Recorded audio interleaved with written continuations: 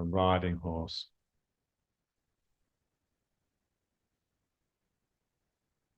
Feel the feet on the ground. So a healthy foot, the toes really splay out.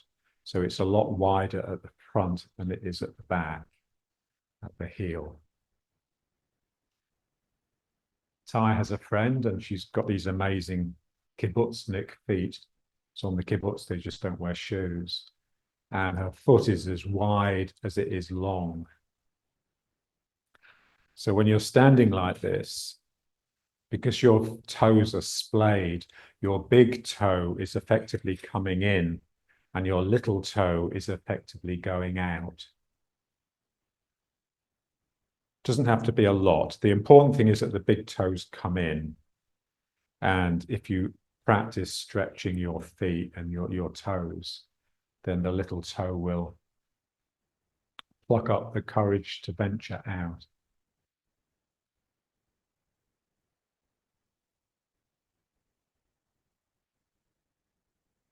Let's try the reaching forwards, extending the arm and the fingers, gripping, and then pulling, just like you're pulling a rope.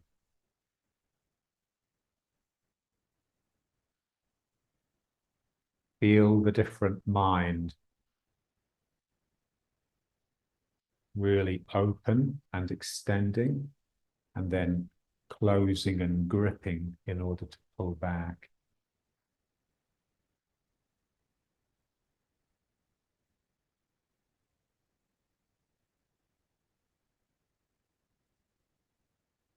Want to feel that point of change as it changes from the extending and stretching open to the clenching, pulling in.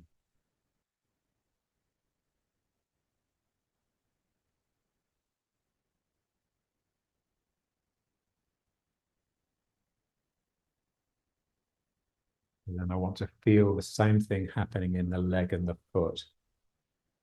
My left arm is extending and opening, my left leg is straightening, and my left foot is stretching the toes out.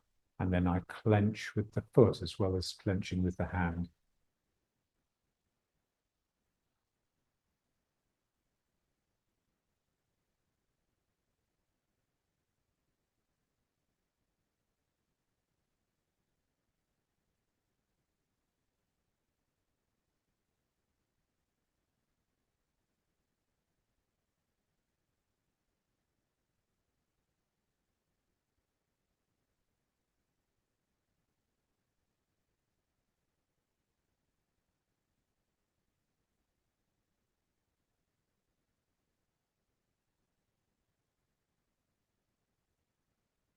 So the action starts with a clenching and ends with an extending opening.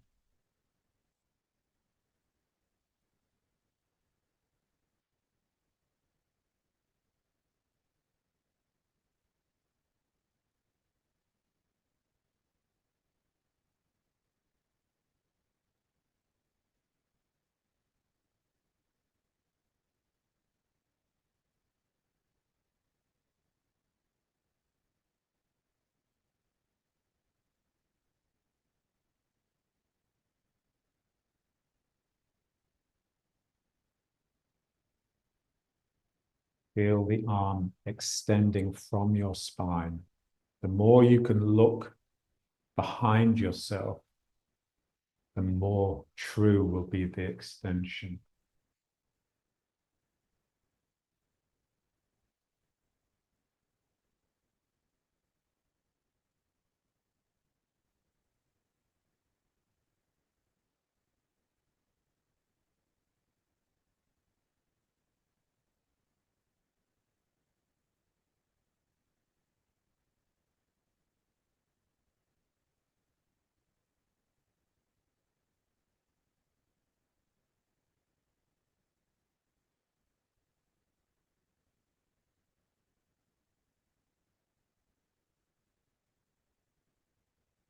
Good. And now we want to move side to side using the same action in the leg. So I'm in this leg. So this foot has got me into this leg by straightening. You can think of it as pushing, or you can just think of it as emptying. And the toes are really extended and straight and splayed.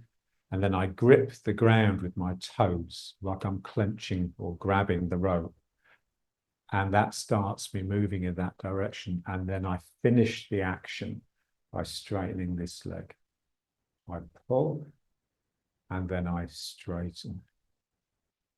I pull with one foot, that starts the movement. I straighten the other leg, and that finishes the movement.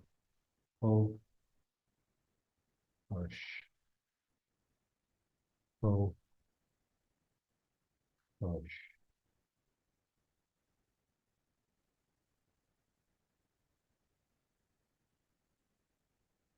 You want to feel the leg extending from the sacrum, from the spine again. So that will turn me away from the foot that's straightening.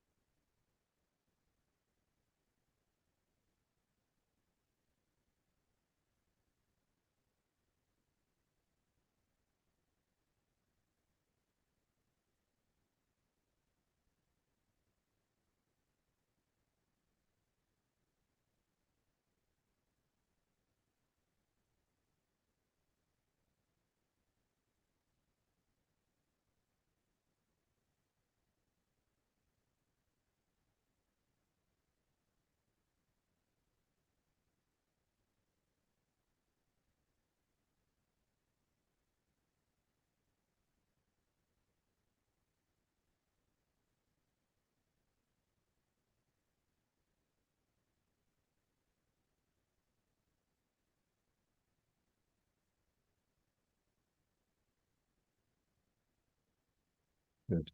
And then riding horse again. And just glance down at the feet.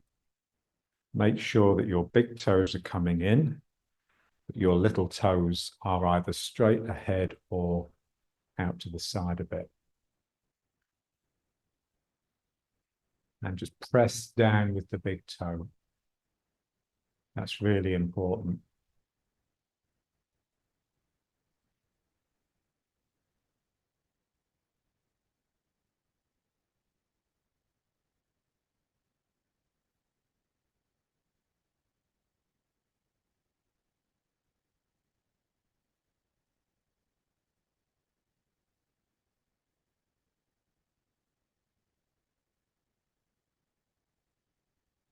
The openness across my sacrum and in my hips coupled with my big toes really driving down, is sinking me into the outside edges and pulling the instep off the ground. A real sense that energy is bubbling up the inside of your leg from your bubbling well.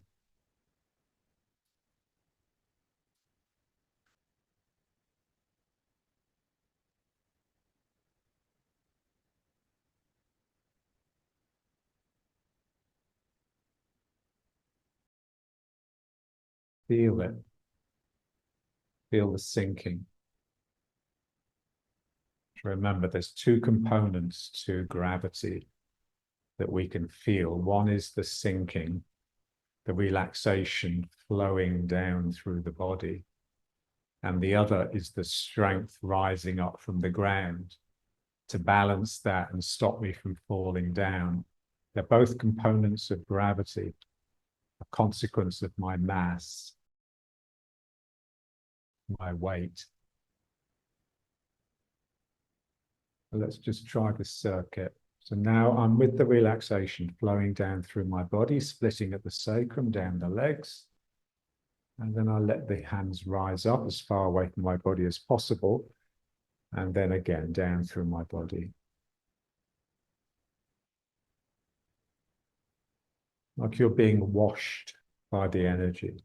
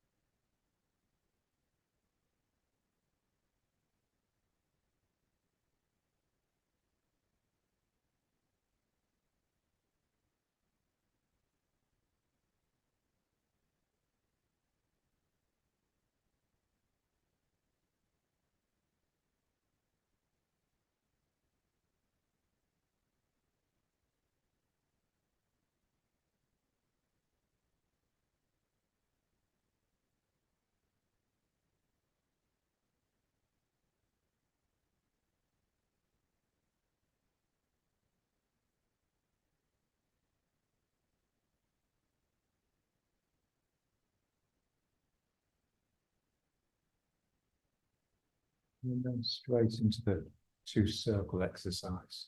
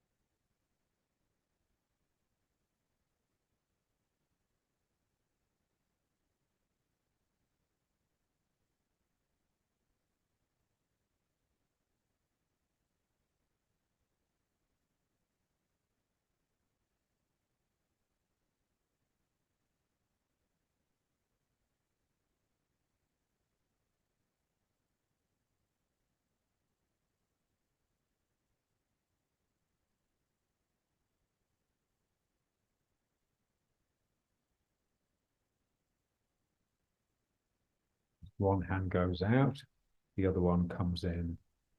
It's like night and day.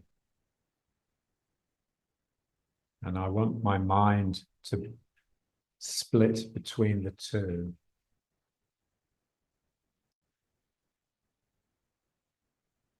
It's like I have a daytime mind, a mind that's light, that's of light. That's the one that's going out.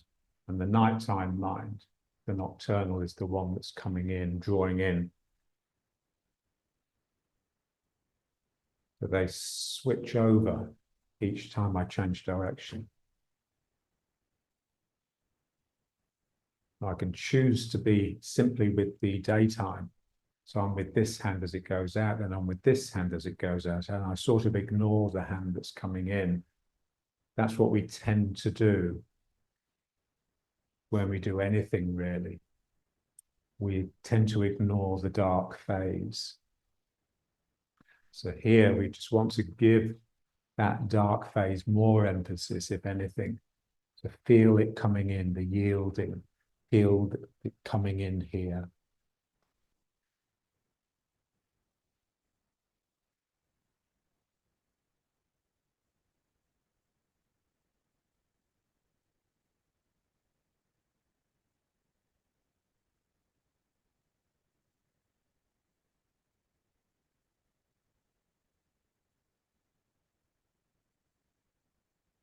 And again, it's breathing. Something is coming into my body and something is going out of my body.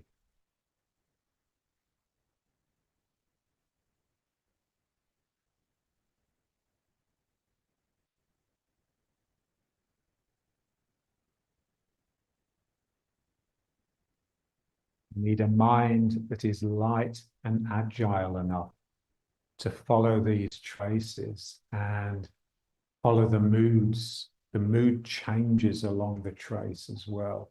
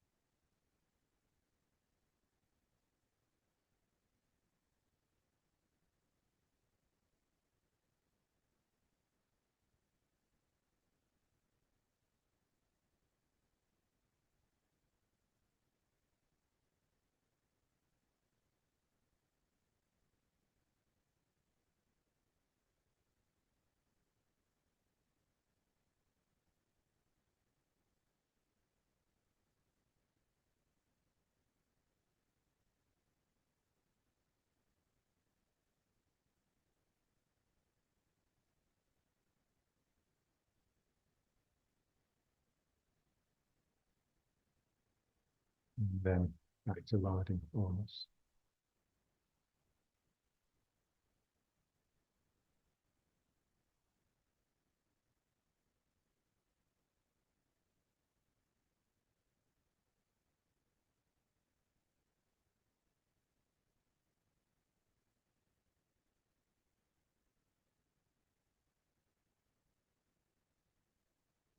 So the word yoga is defined as stilling the mind by becoming totally absorbed in something. That's the sense that we want with these exercises. There's nothing else. I'm just doing this thing. And so it's not a mind that becomes still by sort of focusing on a point. That's just a bit severe.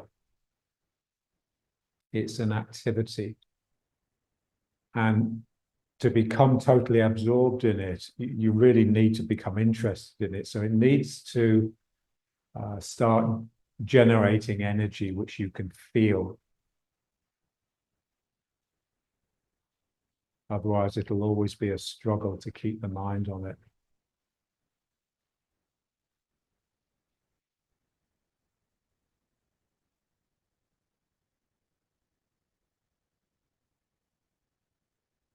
And let's just feel the gravity again. So we've got this flowing down. And so John used to say, imagine it's raining all the time, or you've just come out of the shower and the water's trickling down your body. So you feel that tickle as the water descends. But then you can also just register your own strength that's rising from the ground, that is allowing that descent. So relative to the water that's descending, you are effectively ascending. And that's like the trunk of the tree that just sprouts out of the ground and worships God all day by extending upwards. And now let's just take the circuit up. So I just reach down into the roots and I just help something creep up my body. So this is the weeping willow.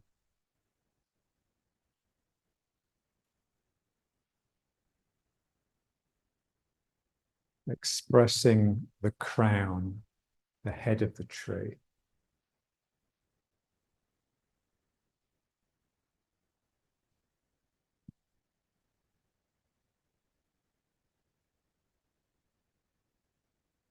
This sense of coming up is very much inside your body.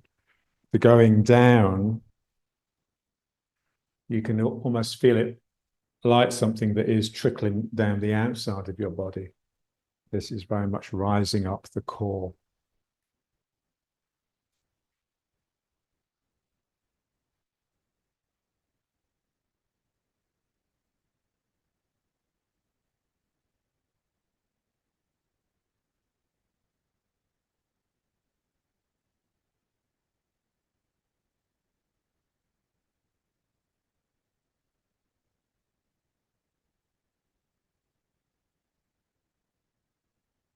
Pressing down with the big toes.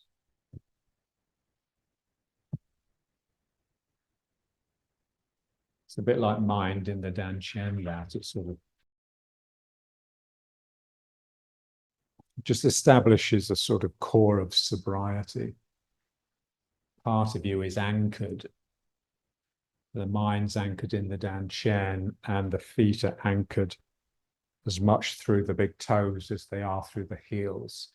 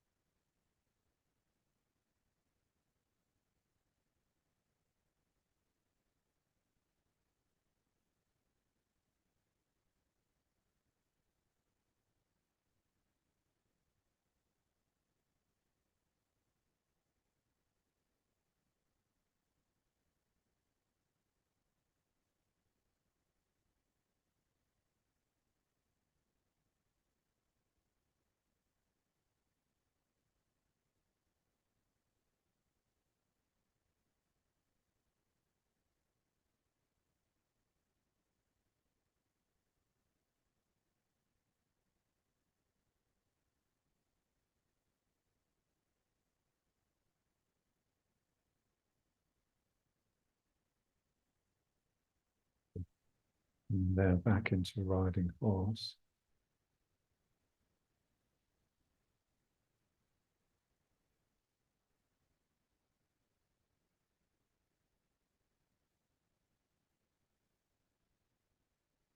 Let's feel the circles, not the circles we normally do, not the 5 circles. Consider ward off. Effectively, I'm trying to make a circle. My fingers trying to move towards each other. and my shoulder blades separating away from my spine.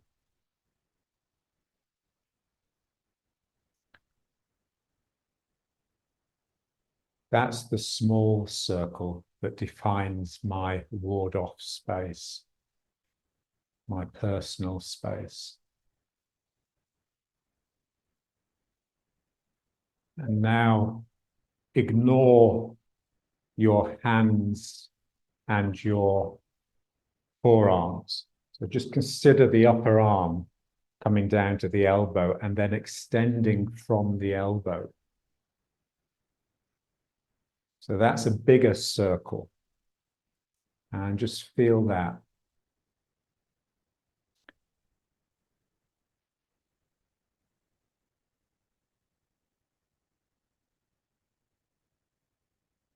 So that will contain the other person.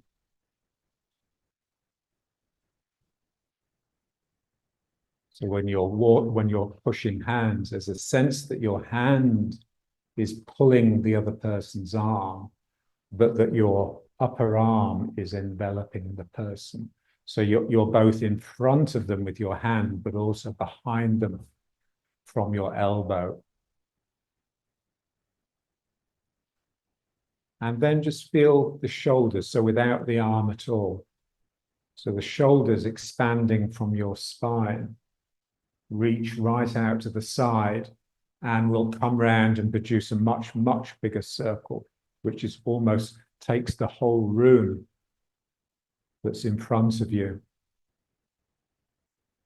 So there's these three circles: your own personal space, the space that envelops the two of you, and then the space that envelops effectively the world, effectively your domain, if you like. And then it's the same in the legs. So I have this sort of ward off here, this circle that's being produced by the whole leg.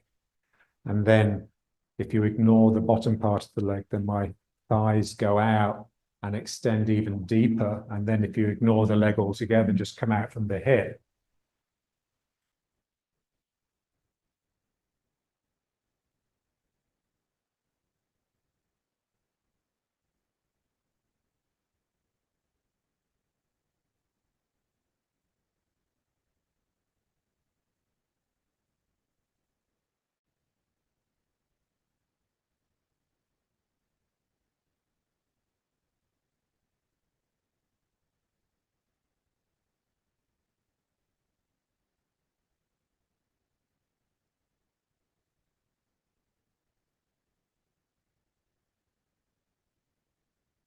And now just imagine there's someone standing in front of you, and you're going to take their hand.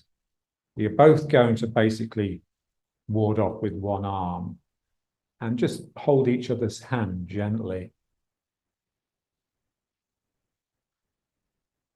So what you want is a real sense that you have energy flowing from your spine down the back of your arm and the back of your hand, and going through the other person, through the inside of their arm. And the inside of your arm is taking the energy that's coming from the back of their arm, the back of their hand.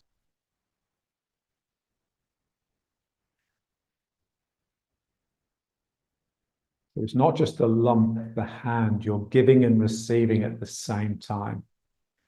Receiving with the soft underbelly and giving with the strong shell of the back. Just feel how it has to be open in the shoulder. If you let the arm elbow drop, then the energy won't flow as readily across the shoulder.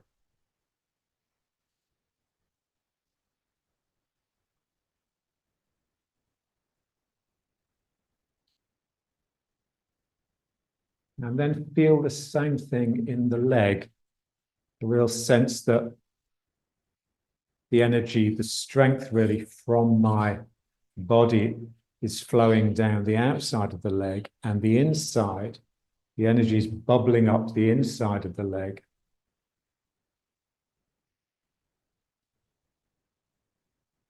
into the groin and the belly.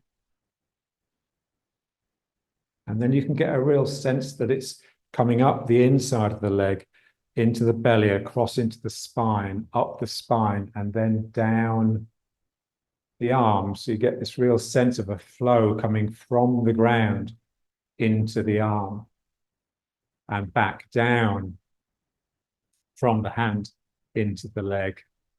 So down the inside of the arm and down the outside of the leg. So it can be opposite or the same. It doesn't really matter.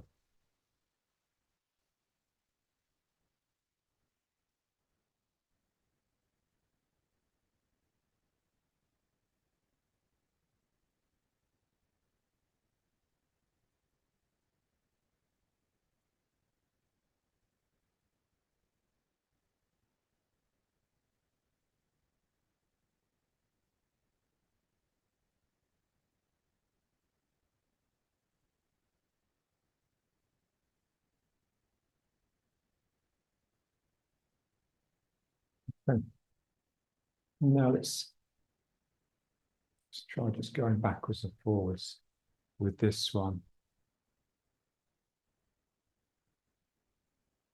I want to feel that action that makes the direction change. This grip, this pull at the beginning of the movement. I want to feel the suddenness of that, and then the slow, inexorable follow through from the other leg. So this leg grips, and then this leg just empties, which makes me flow forwards.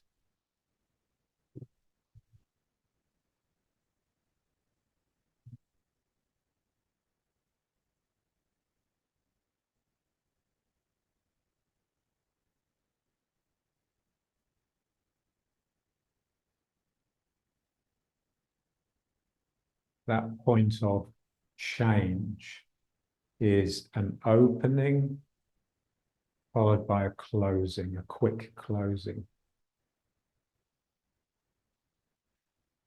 The more I can open, the stronger it will be, because the more I'll be able to close as well. So it's like I'm preparing for it, and then I make it happen. If I don't prepare adequately, then it will weaken the action when it needs to take place.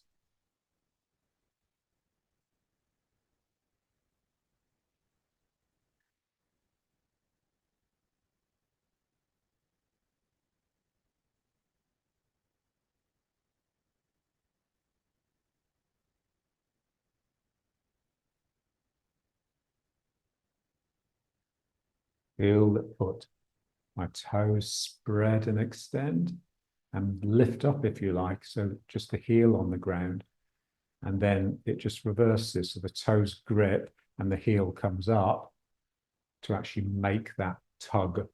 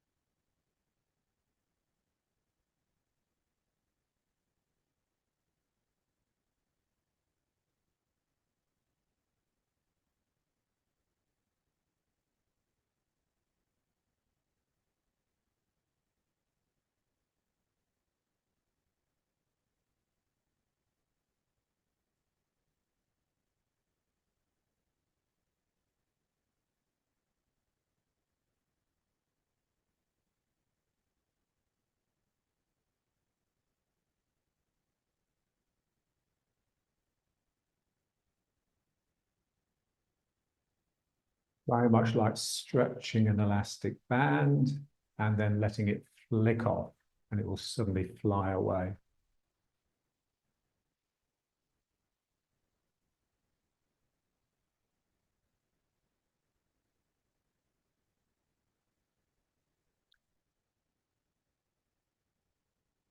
So it's like an injection of spirit that causes the system to change suddenly.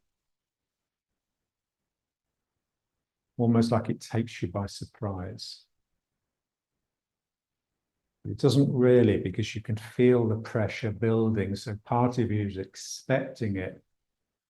This is what we want to become sensitive to the build-up of pressure that indicates that a change is about to take place.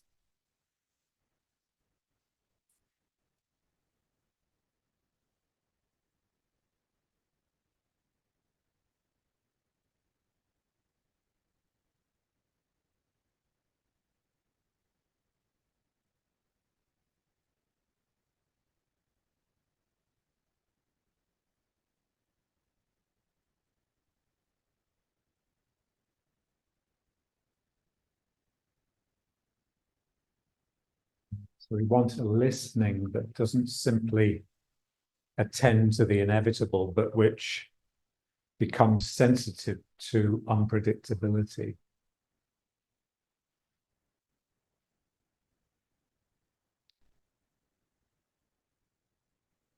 And that's a listening that has to be really humble. Because if it's a listening that's projecting itself in any way, it won't really hear what's there.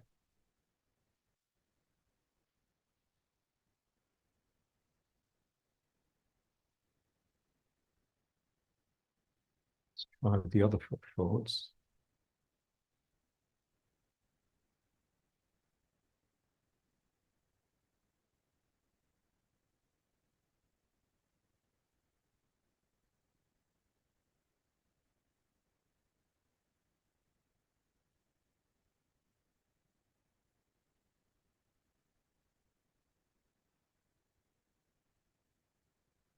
Everything that we do is an investigation of spirit.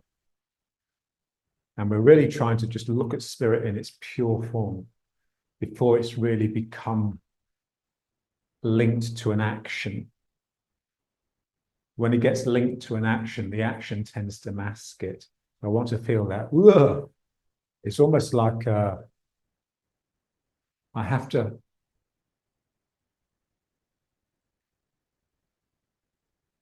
become so sort of open and like on a hair trigger, so that the moment of change can almost take me by surprise. It's not something I've really intended. I've just created the conditions for it to suddenly take place.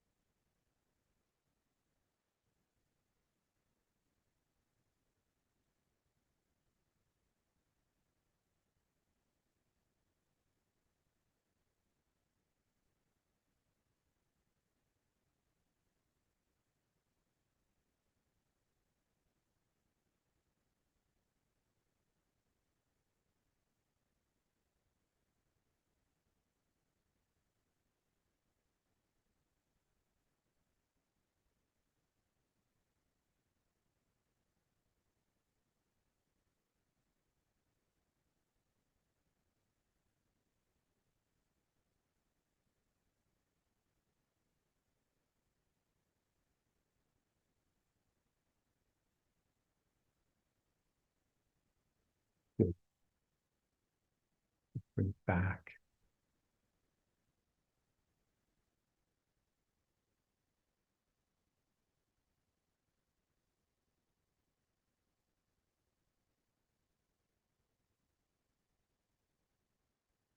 And feel the circles. So from my shoulder blade, reaching right around, from my elbow, reaching behind the back of the person that's standing in front of me, and from my forearms and hands, just enclosing my own private space.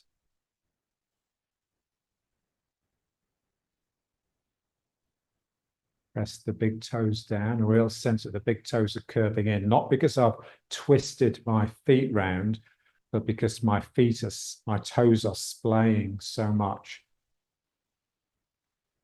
that the big toe comes in as a consequence of the structure of the foot.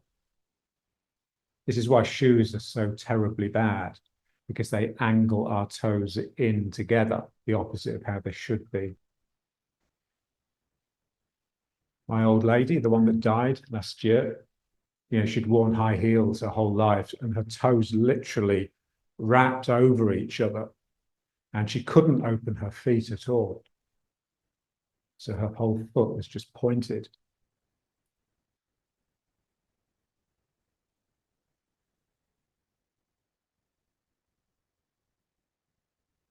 Remember in the old days in China, the men used to control the women by binding their feet.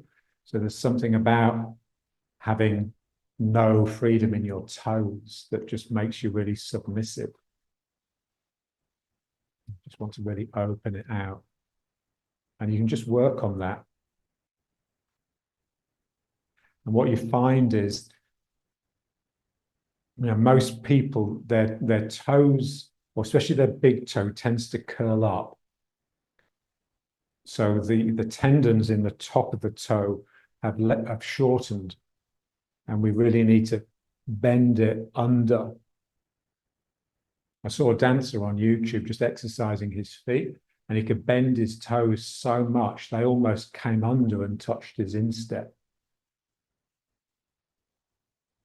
That's the sort of life that we want in the feet. Like you could just grab things off the ground with your toes.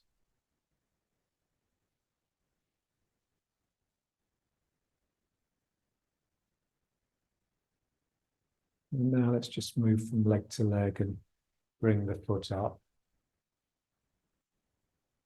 Remember, I pull with the foot, and then I use the straightening of this leg to drive me down into the ground. This is where the big toe pushing down becomes really useful, because there's a tendency when you pick the foot off the ground to fall in like this, to fall back onto the foot. We want to use that big toe to push me as far out here as possible, so that if I do fall, I fall out of my circle, not into it. So I'm using this leg to drive me down the outside edge, and then this foot can come up.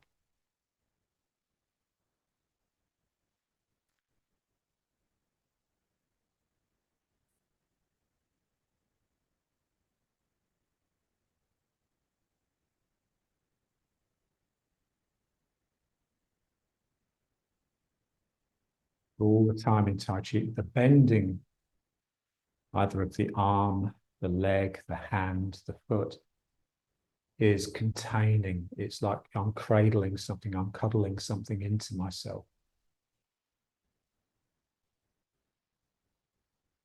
And this is what we want with the feeling with the foot, like I'm sort of just trying to cuddle that piece of ground that's underneath me, get into it, get behind it.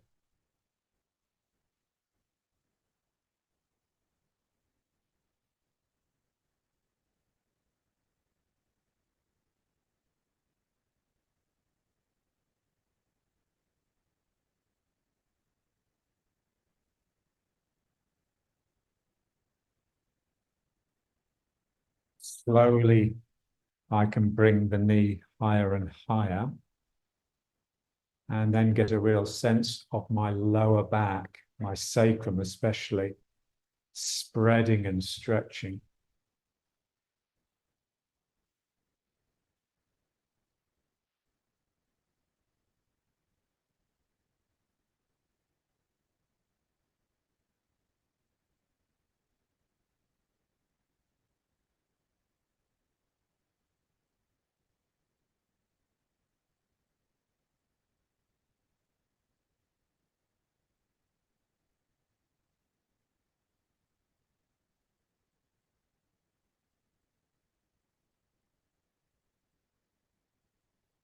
And remember, The big toe has to be active even when the foot is off the ground.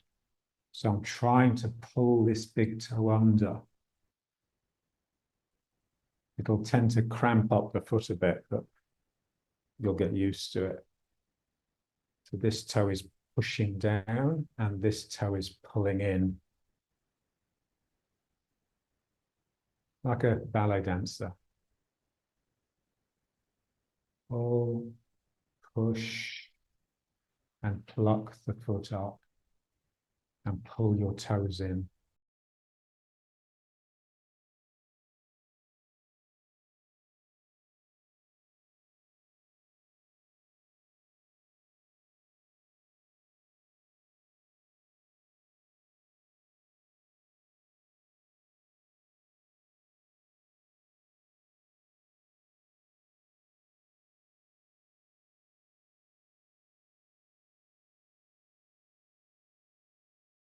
The foot needs a lot of work, which is what I find.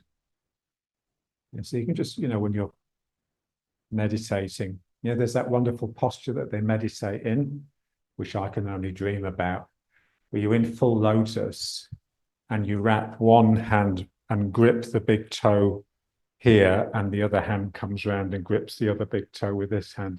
So you're really putting pressure on the big toes, and it really opens the chest, I guess. That's the sort of idea. Extending the big toe, stretching it, especially stretching the tendon across the top.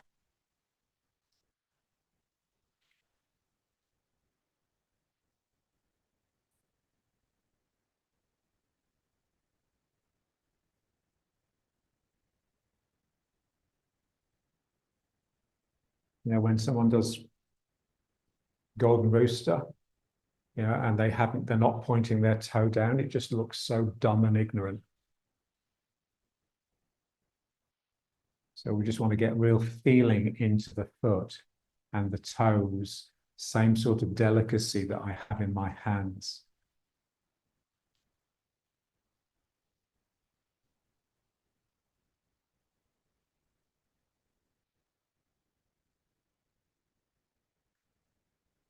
And again, it's linked to the back. And so when you get a bit more feeling in the foot, then you can get more of a stretch in the lower back as well. It all comes back to the sacrum.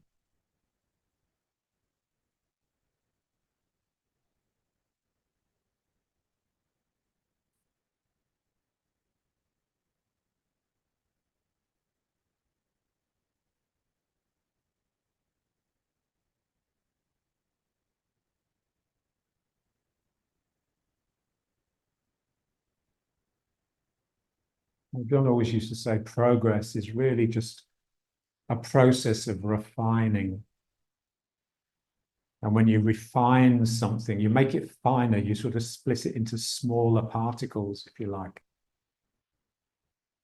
So it becomes eventually like a dust, like the pixie dust.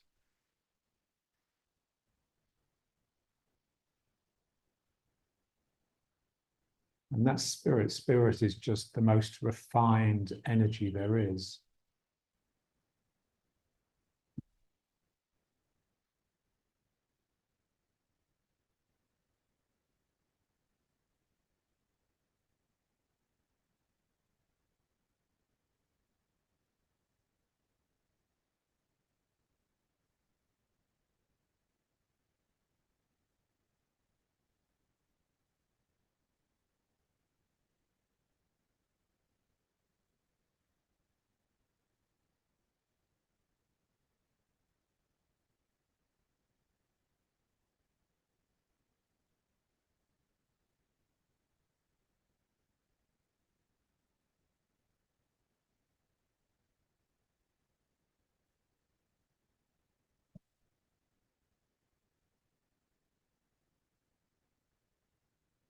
My sister used to be able to pick up her foot and bite her toenails. Imagine being able to pull the foot up and pick your nose with your big toe.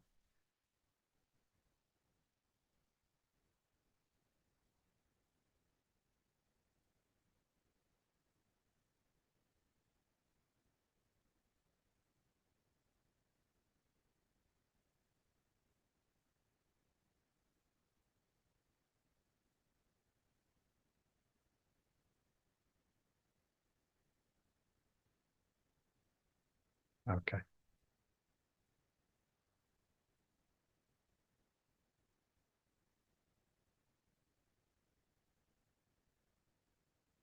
Again, big toes angling in, the little toes trying to creep out.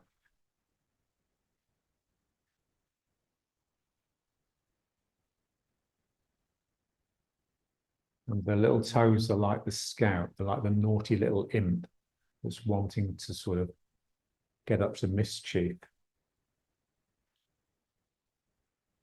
The big toe is sensible. It's just wanting to become stable.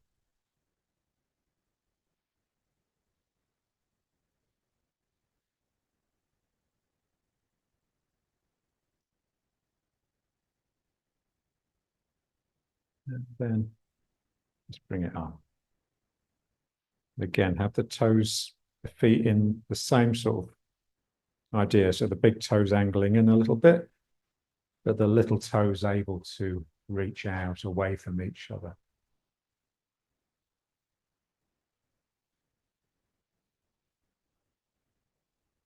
And just feel, if I really wanted to spread my toes apart, what would I have to do with my mind? I'd really have to you have to expand the mind in order to expand the foot, the same way you have to expand the mind to really get the fingers to extend.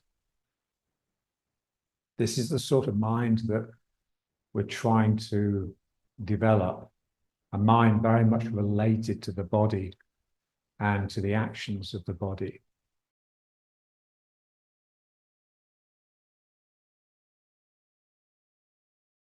There's nothing worse than watching a student, go through the motions of whatever exercise it is, and you can see that their mind is thinking about something completely different.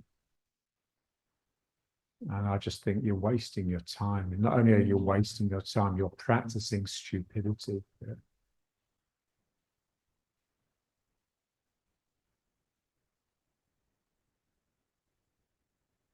Well, John used to say, if you insist on practicing dullness, the only thing you can guarantee is that you're going to become more dull.